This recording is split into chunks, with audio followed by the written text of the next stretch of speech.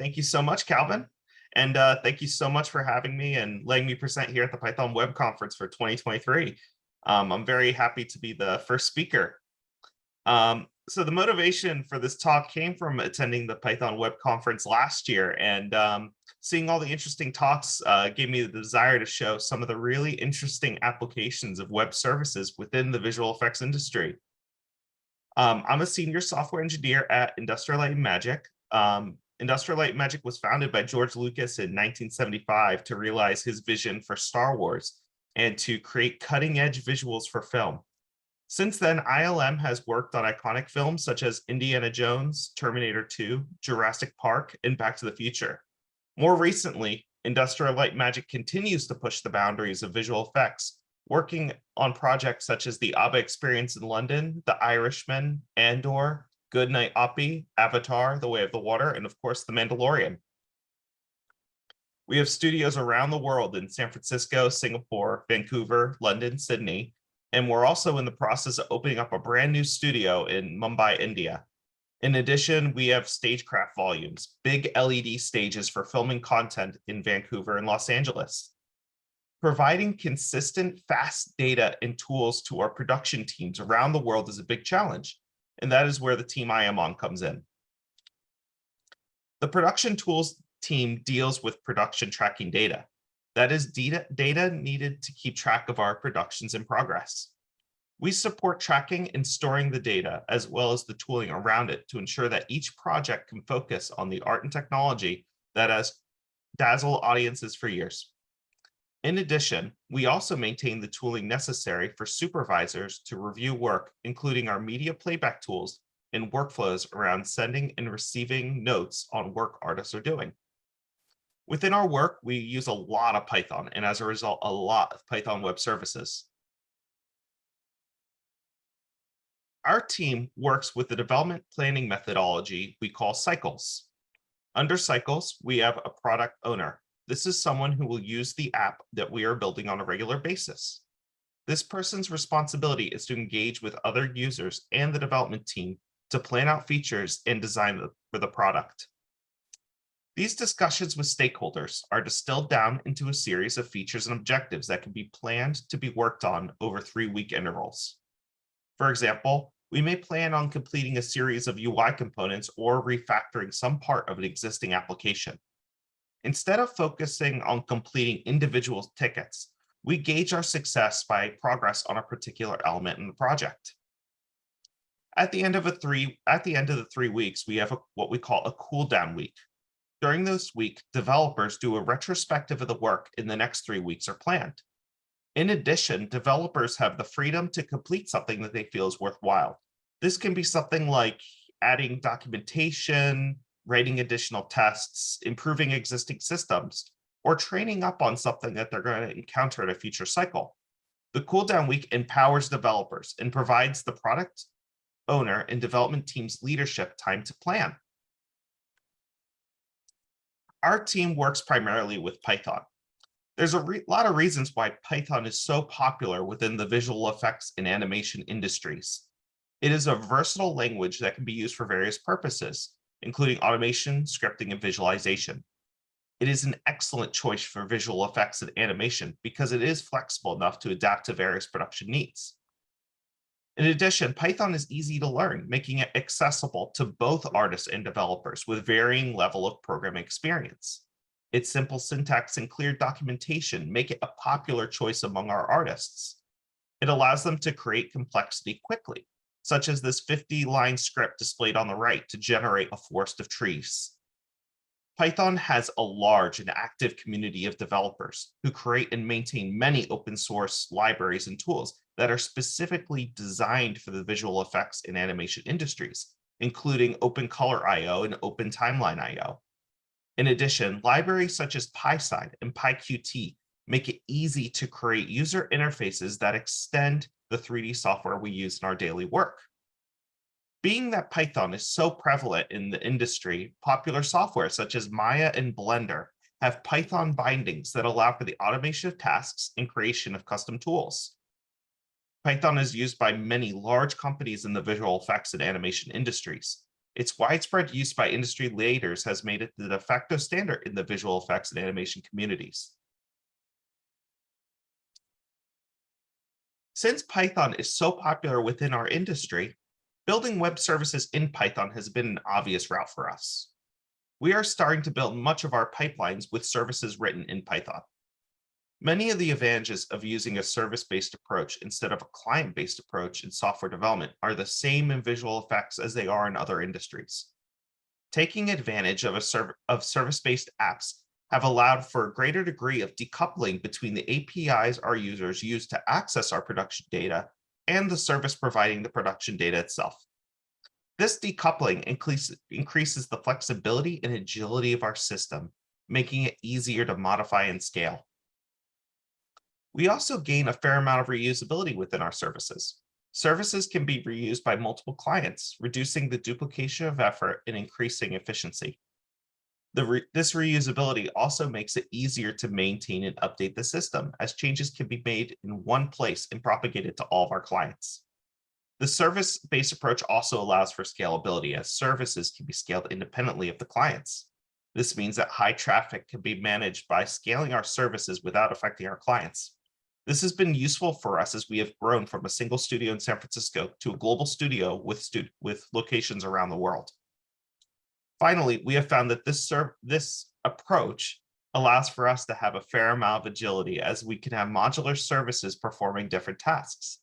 This allows us to have faster development, deployment, and testing cycles. Before we go deep into some of our applications of web services within the visual effects industry, there's some terminology and organization of our work that would be good to explain beforehand. We organize all the projects we do into what we commonly call a show within the industry. We get contracted by our clients to do a section or all of the work on a particular project. These sections of work are organized into sequences, which use a common set of assets, locations, and footage.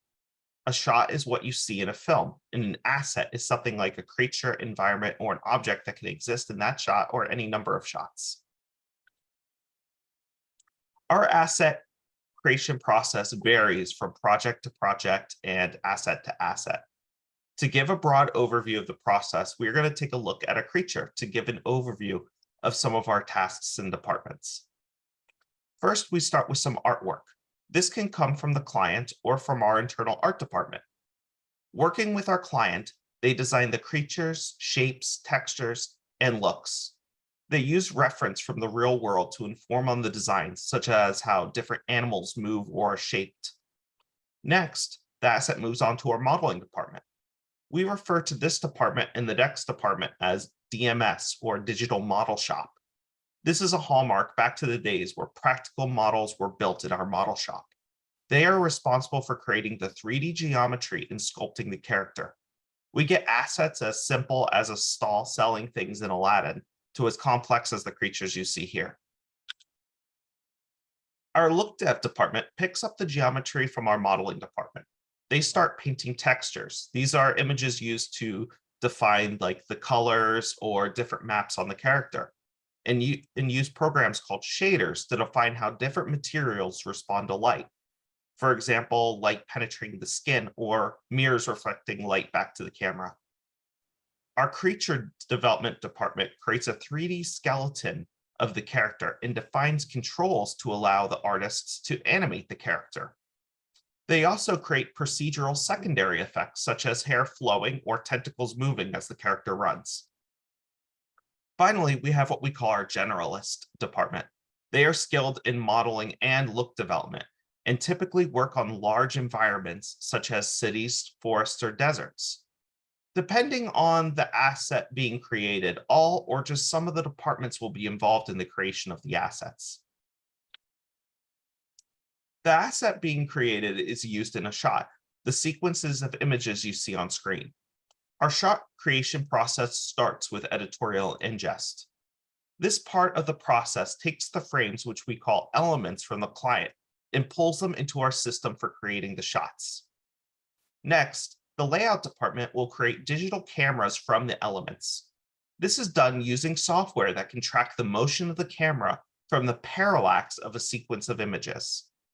They will also begin importing assets into the shot and placing them in the correct positions. Once this is done, we pass this information on to our animation department. They are responsible for animating the characters, the digital doubles, or props within the scene, breathing life into them. The effects department is responsible for creating explosions and other interesting visual effects, such as a giant smoke monster or star destroyers crashing into each other. The lighting department picks up the work from everyone and creates the scene lighting to match our plates or sequence. As you can see, we have a lot. Oh, I'm sorry, I skipped the compositing team. The effects and lighting department will output a series of images that are passed on to our compositing team. The compositing team will bring in the original footage along with all the new elements by the different departments to create the final image. As you can see, we have a lot of different departments and people who work on individual shots and assets. Facilitating the flow of information between these departments is where the production tools team fits in. Now that we've laid out a basic understanding about the process, we can talk about some of the issues we are trying to solve. There are too many to highlight in this presentation, but I'll try to highlight just a few. File transfers are very important to our business. We normally have multiple locations working on a project at once.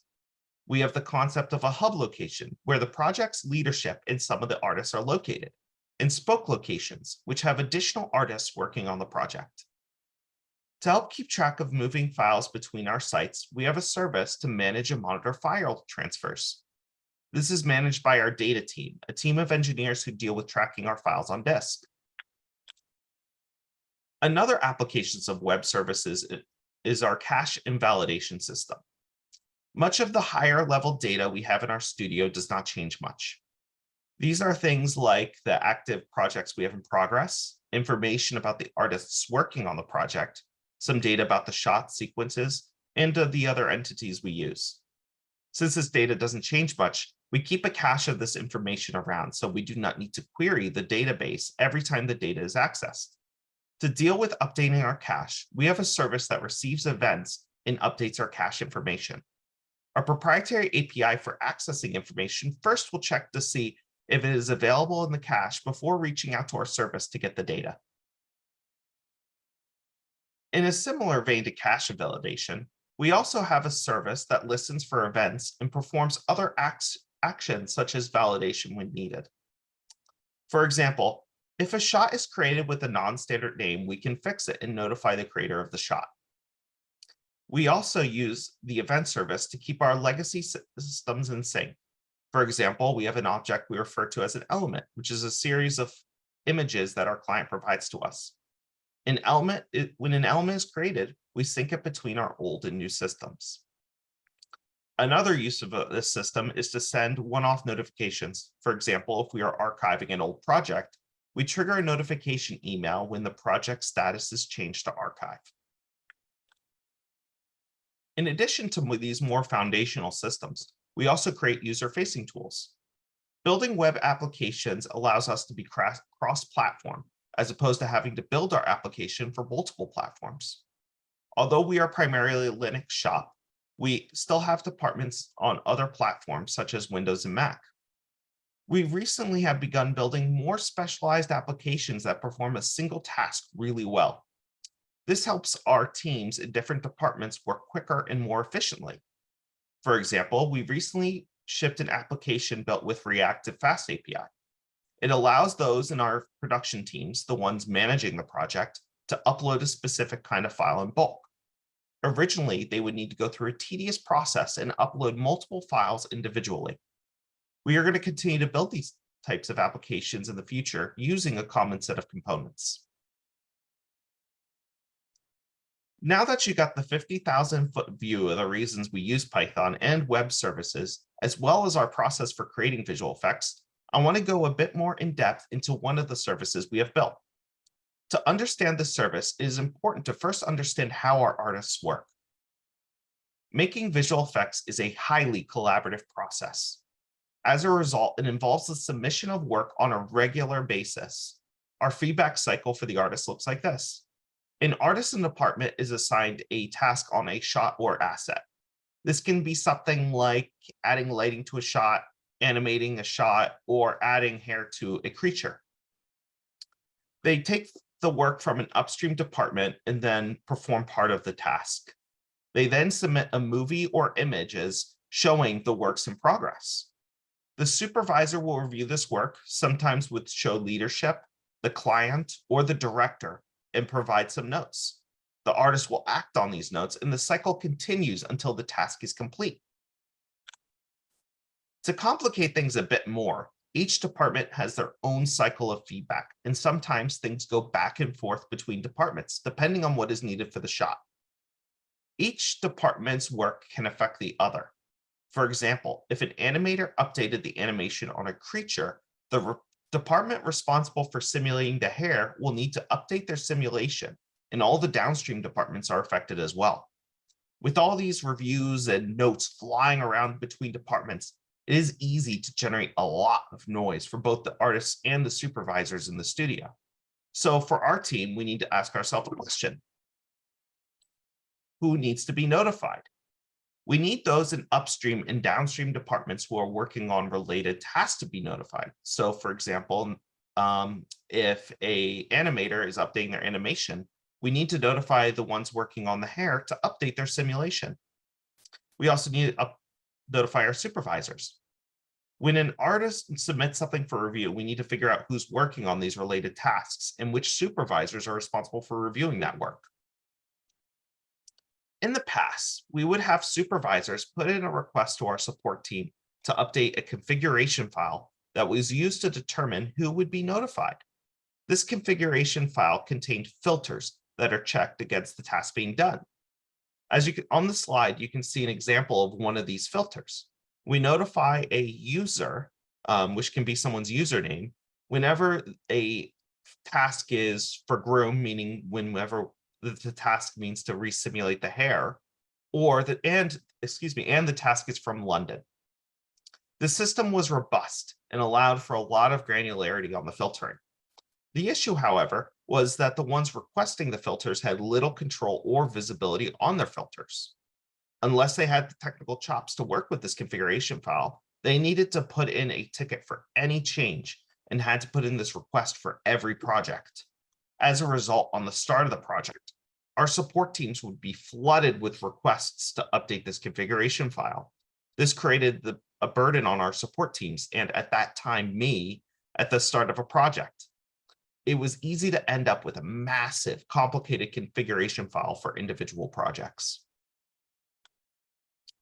So this is where our new web service Relay came in. The objective of this project was to create a system that provides users with the visibility and granularity to manage their own filters that control what they're notified on. Relay fits into the artist workflow like so. When an artist has a movie to submit, they launch our submission app. A list of users is generated to be notified on the submission, then provided back to the submission app. This is where Relay fits in. The submission app makes a request to our web service for a list of users to be notified. An artist submitting the work still has the option to modify this list of users in case they're doing something specific, but normally they just go with what Relay provides. On the front end side of things, we have been using a simple JavaScript UI for a few years, but are in the process of rebuilding our UI in React. We are using custom React components that are being used across our suite of tools. Our artists and supervisors have access to their filters through our settings app.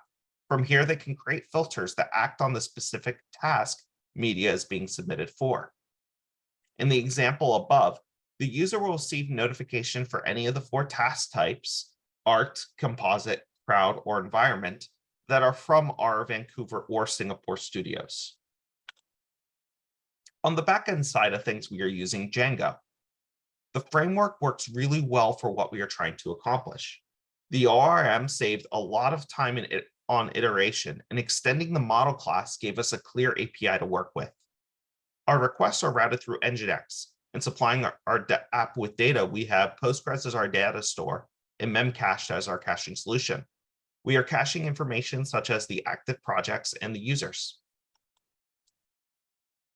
To generate a list of users for our submission app, Relay needs a unique ID for the task on the project. From this unique identifier, Relay can get all the attributes from the task to filter on. This can be attributes such as the type of task it is, where it is scheduled to be performed, its status, and any number of other fields. We then pass this data to our filters on the project. If the filter evaluates as true, then we add whoever the filter belongs to the list of users to notify.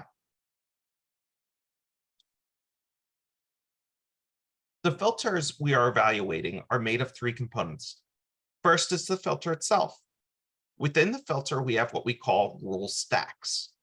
A rule stack contains a collection of rules that are used to evaluate the task data being provided.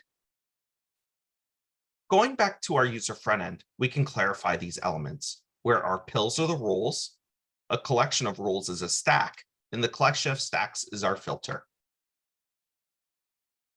The way we evaluate our task data is to pass it down through our filter to our rule stack and then down to the rule itself.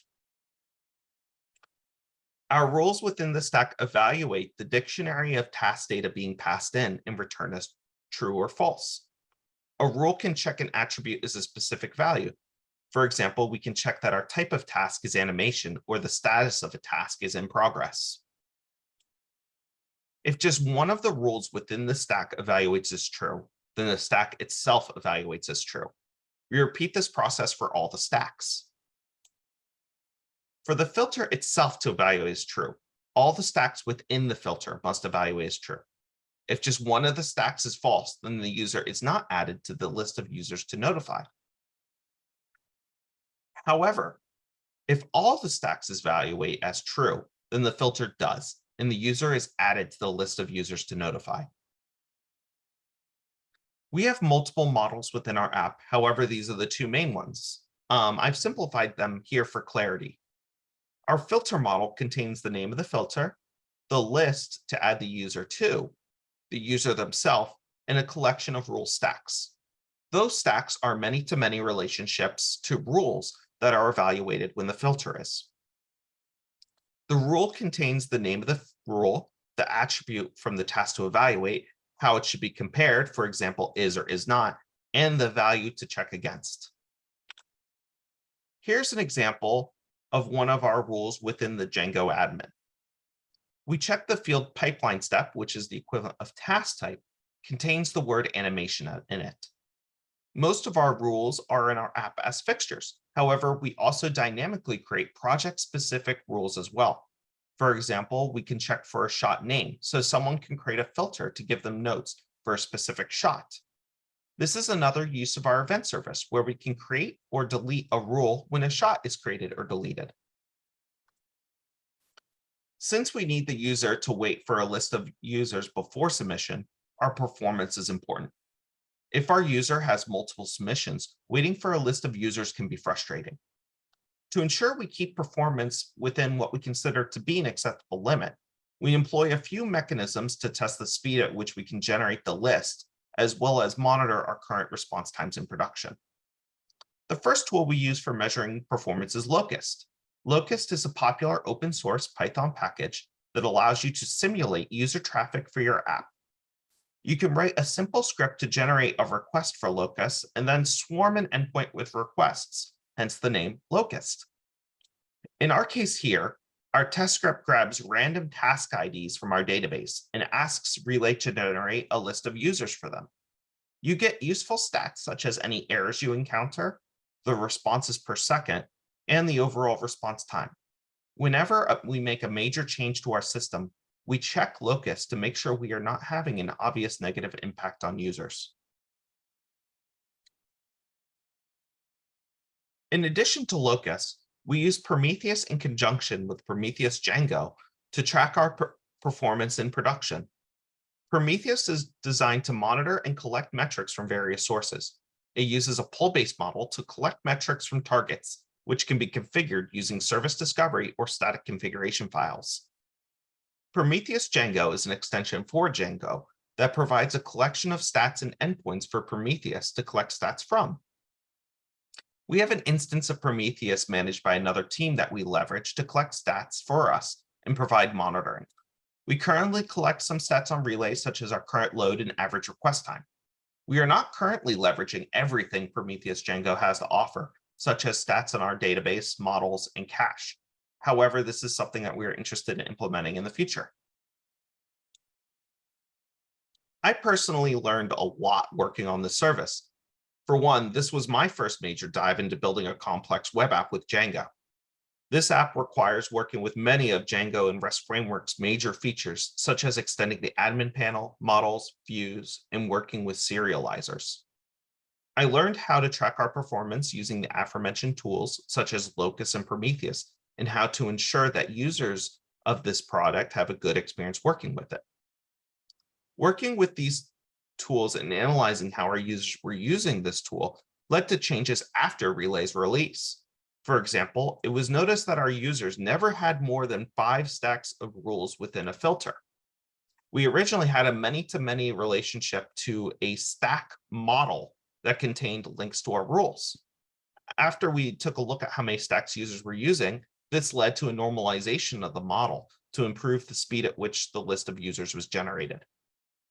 In terms of soft skills, this product required working with many stakeholders, as it had implications across the company that spanned all the departments. It was important to work with our product owner and communicate regularly. It was also important to set clear expectations on what features were going to be available at the time of release and involve them in the decision-making process to prioritize what was important. So that wraps it up on our Relay web service. It's become very foundational to our workflows here at ILM, and I had a really fun time working on it. In addition to these more core services we have built, we also build smaller apps to facilitate workflows for specific departments. One app we completed is called Editorial Dashboard. Editorial Dashboard is a single-page app that we created to assist our editorial team by bringing common actions into one place. Prior to this app, a lot of the work was done with email in an older Python application that only ran on Linux. By building a web app, we greatly increased the accessibility for editors by allowing them to work directly off their Mac workstations instead of having to remote into a Linux machine. We wrote the front end of our application in React and built another Django backend to handle the processing. To build the backend for Editorial Dashboard, we use Django again. There were other options besides Django at the time for building for the backend, since we did not have any models and it's a rather simple app. The service only interacts with our internal API for dealing with production data. However, one of the major motivations for us was our team's existing knowledge and the speed at which we needed to build the service. We already had experience spinning up Django and working with the REST framework serializers to build our app. We are looking at leveraging Fast API for future services due to its ease of adoption and lightweight nature. Using Django, though, did give us great tools. Our team was already familiar with Django REST framework and using Celery with Django. Celery, a powerful asynchronous task library that is commonly used with Django, was particularly useful for this project since many of the processes our editors needed to initiate needed to happen asynchronously, so that way they didn't need to wait for a response. Another app we recently completed was our bulk uploader app. Our production teams needed the ability to upload a specific type of file in bulk into our system. Prior to the creation of this tool, the users would need to manually upload individual files and attach them to shots. They would get many of these files all at once from our client. What used to take them over an hour now only takes them a few clicks.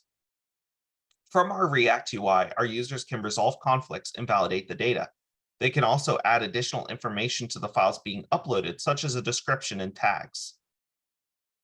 This is our first app using our new suite of React components.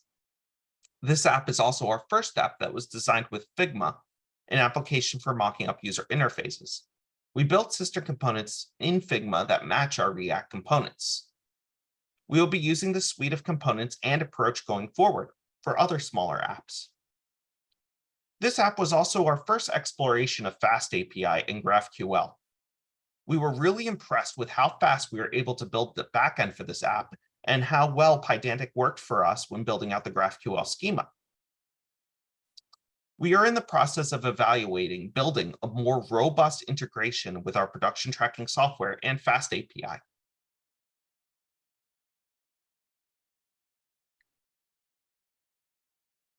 With us embarking on creating more and more services and apps, we are really excited for building apps using this service-based approach. There are a few particular areas that I personally am very excited we are exploring. The first is the exploration of an evaluation of other backend frameworks outside Django. I really love Django, but it is also fun to play with other tools and find the best one for the job. For smaller microservices, Fast API may provide us with benefits, while larger applications such as Relay may be better suited for Django. Another area we are exploring is the use of containerization in Kubernetes for orchestration. Our team has already fully embraced containerization and see other teams doing the same. In addition, our platform team is working on getting Kubernetes set up, and we are excited to use that as an alternative to our current deployment mechanisms, using a combination of Git tags, Ansible, and Jenkins. Business process modeling and notation, a real mouthful, or BPMN, is another area that I feel has a lot of value in visual effects. BPMN is a visual representation of a business process in nodal form. Being able to represent triggered events in our pipeline as nodes puts more power into the hands of our stakeholders. We have a lot of triggered events in validation that happen as part of our production pipeline. Over the next few years, I see visual effects studios embracing more microservices that are represented as node-based workflows. Finally, although it's not necessarily a Python backend specific thing, building a library of common components for UIs will give us the ability to build apps that utilize our services quicker and deliver more targeted apps to our users. We are in the process of building apps using this common set of components that augment existing workflows. Thank you all so much for coming and listening to this presentation. I hope I was able to give you all a glimpse into how we use web services within Industrial Light and Magic and the visual effects industry at large. I want to give a quick shout out to Industrial Light and Magic's leadership for letting me share this information for you, the team from 6 Feet Up from organizing, and the production tools and or pipeline teams for giving feedback on their presentation. If you're interested in learning more about ILM and careers, you can find out more at ilm.com/careers. I'm going to hand things back over now to Calvin, who's I think is going to set things up. Thank you all so much. Thank you.